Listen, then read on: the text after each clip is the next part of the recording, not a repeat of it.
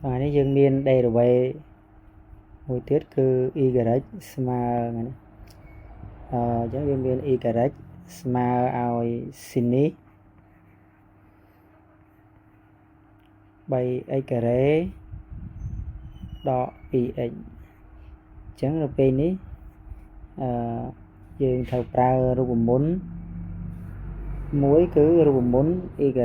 ស្មើនឹង sin នេះអុយណាចឹងកាលណា sin នេះអុយយើង derivative វាមកស្មើនឹងអុយព្រីម derivative sin បានកូសណាកូសអុយវិញ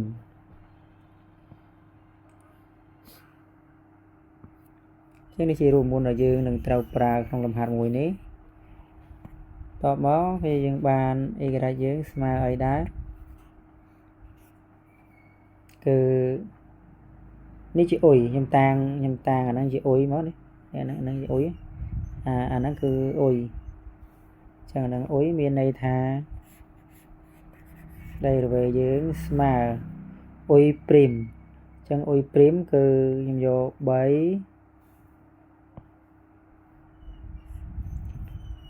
គឺ 3x ការ៉េដក 2x នេះឯងព្រីមហើយ derivative sin បានកូសមកចឹងកូស 3x ការ៉េដក 2x វិញដែរណាស្មើហើយ derivative ទៅឃើញ2 3ដង6នេះ derivative មកបាន 6x ដកអានេះ x សល់2còn này có 3x ការ៉េដក 2x ចឹងនេះគឺ derivative ទី1ទី2គឺមានដល់លំហាត់ទី2នេះគឺ y ស្មើ3កូសដល់ទី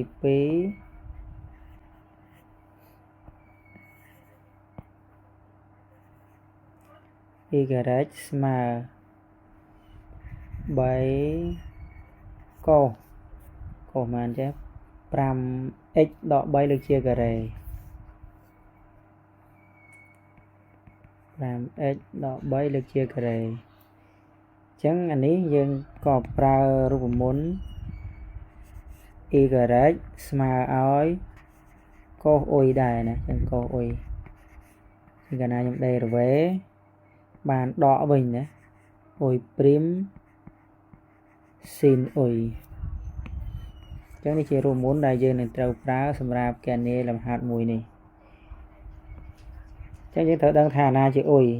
អញ្ចឹងអុយគឺមួយនេះណានឹងជាអុយហើយអុយអញ្ចឹងមានន័យថានាំឲ្យ derivative វាមកស្មើ derivative មកស្មើអីស្មើអុយព្រីម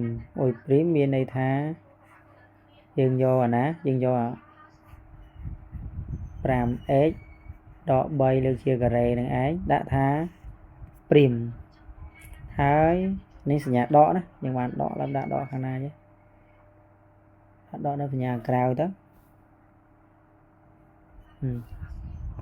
ចឹងបានដកនេះតាមរូបមន្តបានដករូបមន្តយើងបានដកមួយនេះណាទៀតយើងបាន sin នេះអុយមានន័យថា 5x ដក3លើកជាការ៉េ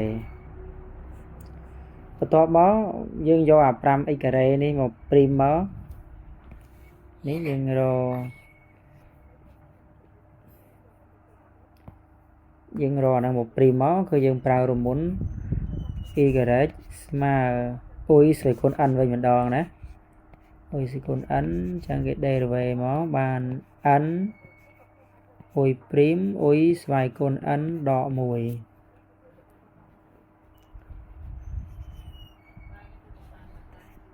ចឹងយើងបាន derivative វាមក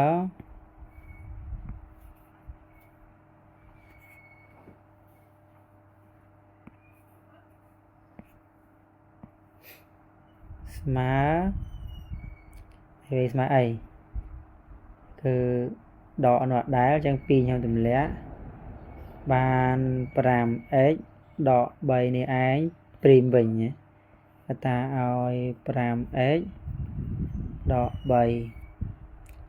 ស្វែងគុណ2ដក1ណាអញ្ចឹងគុណឲ្យស៊ីននេះ 5x ដក3លើកជាការ៉េ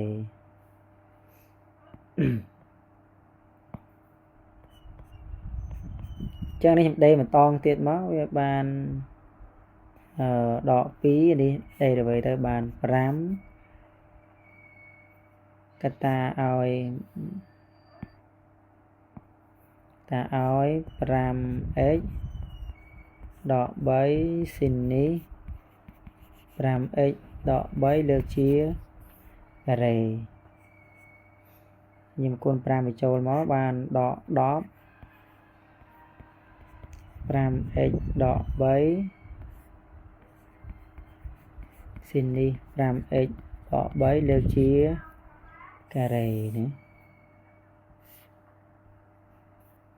យើងមានតែពីវីដេអូនេះសិនទេសូមអរគុណជម្រាបលា